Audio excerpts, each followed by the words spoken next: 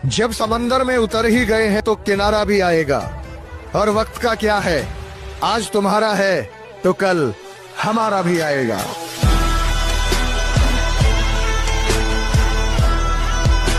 क्या हुआ तेरे सपने का? हवा में उड़ गया ना? अरे सपना साकार तो कर। सोचा नहीं था कि तू भी बाकियों की तरह निकम्मा। खुद को ऐसा बनाने की कोशिश करो कि जहां तुम हो वहां सभी तुम्हें प्यार करें।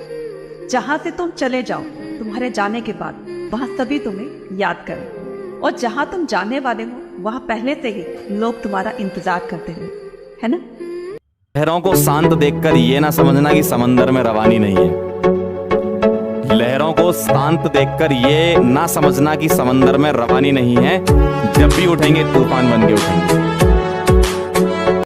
और कोई भी इंसान अपनी खुशी से बाहर माने नहीं जाता सर, मजबूरी होती है। हमें भी बहुत बुरा लगता है जब हमारी उम्र के घर का है? किस बात का डर है तुम्हें? किस बात का डर है?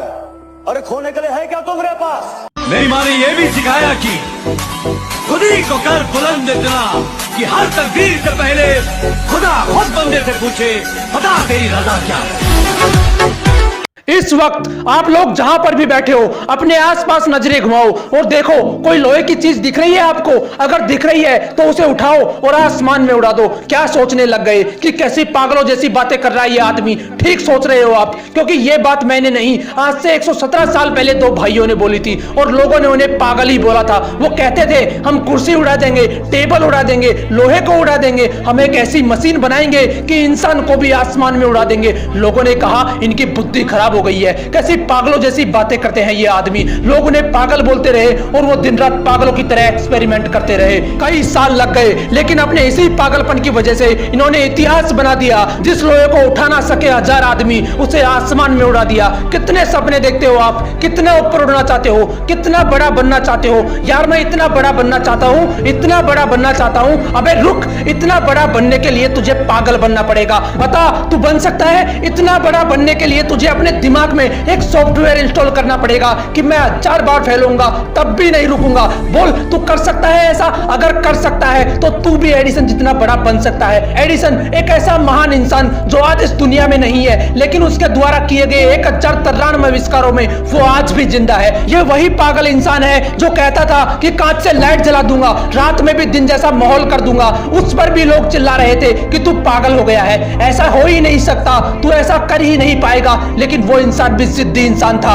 उसके पागलपन ने उसे ना रुकने दिया ना थकने दिया। हर बार फेल होने के बाद सिर्फ एक ही बात बोलता था कि साला एक बार और ट्राई करूंगा। वो 1000 बार फेल हुआ, लेकिन उसी पागल इंसान ने बल्ब का आविष्कार किया और इस दुनिया को रोशन करके चला गया। बनना चाहते हो इनकी तरह? बनना तो चाहता हूं, लेकिन मेरे पास इतनी फैसिलिटीज नहीं है। कुछ करना तो चाहता हूं, लेकिन मेरे पास पैसे नहीं है। बड़ा बनना तो चाहता हूं, लेकिन मेरा आईक्यू कम है। अबे रुक, कितना कम है तेरा आईक्यू? किताब में लिखा हुआ तो समझ में आता है ना तुझे? तेरा दिमाग जिम के जितना कमजोर तो नहीं है, जिसके लिए किताबें पढ़ पाना भी बहुत मुश्किल हो गया था, क्योंकि सिर में चोट लगने की वजह से इसके दिमाग ने ठीक से काम करना बंद कर दिया था। इस बंदे ने अपनी जिंदगी के 3 साल सिर्फ ये समझने में गुजार दिए कि सेंटेंसेस को पढ़ा कैसे जाता है। ये सेंटेंस पढ़ना सीखा ही था कि एक बार फिर सीढ़ियों से गिरने की वजह से इनके सिर में चोट लगी और इनकी हालत पहले से भी ज्यादा खराब हो गई। लेकिन अंदर तो जिद थी ना खुद को साबित करने की। इन्होंने अपने दिमाग को समझने के लिए इतनी किताबें पढ़ डाली कि आज वो बंदा माइंड एक्सपर्ट एंड दुनिया के सबसे बड़े लाइफ कोचेज में से एक है। जिस बंदे के दिमाग ने ही काम करना बंद कर दिया था,